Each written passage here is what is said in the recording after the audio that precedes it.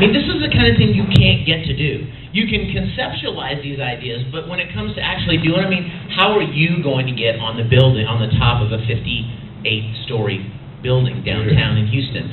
So we got up there, and I mean, wind was gusting. I mean, that's real. I mean, I was up there leaning over the...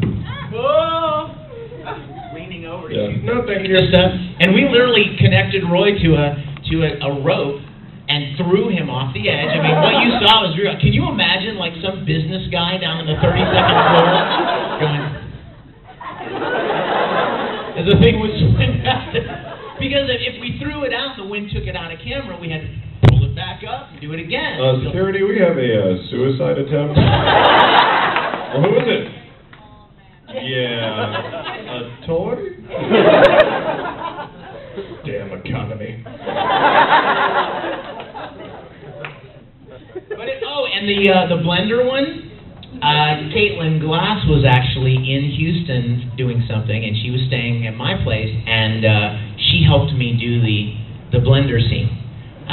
She was kind of helping, like, she drew the dog, she drew Black Coyote, and then, of course, you have to, you know, make it look like Ed's drawing. So what we did was, like, you put the crayon in his hand, but then it looked like he was doing this, right?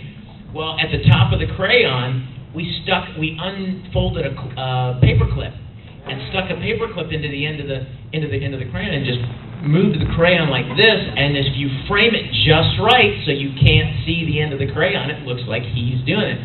So she was just loving it. And him flying out of the blender was a complete accident. And it was just perfect. So I'm like, we got to use that. So we put the little sound effect, whoop, and then the crashing sound and stuff. So let's take some more questions. Yeah. Yes, over here. Against the wall. So I don't know if you guys have one, but what's probably the thing you're least proud of? What was the role that you're least proud of?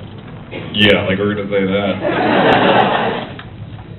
I don't think anybody's going to answer that one. You guys are going to go check it out. Or yeah, right. Let's go see the crap they did. Yes. How many Roy dolls did you use with that video? Good question. I think I had 3. And, of course, the one, I saved the microwave scene to the end because, obviously, and, you know, we couldn't get him to light on fire. And so, funny, huh, for the Flame Alchemist, couldn't get him to light on fire. He has that problem sometimes. So what we did was, I got a butane blowtorch and held it just outside of camera range, like this far from him. And so we started rolling. It was fun. And then, like, in the scene where Ed and Roy are in the car driving off, Roy wouldn't fit in the car, so I had to literally chop him in half so I could sit him down in the car. But that worked out because at the very end, when he's half Roy and half Barbie, he needed to be cut in half anyway. So. You took just the head of Roy and put him on like a G.I. Joe body for the bandaged top. That's right, because the Roy doll is one solid piece of molded plastic, right, like this. But in the bed in the hospital, he's like this, right?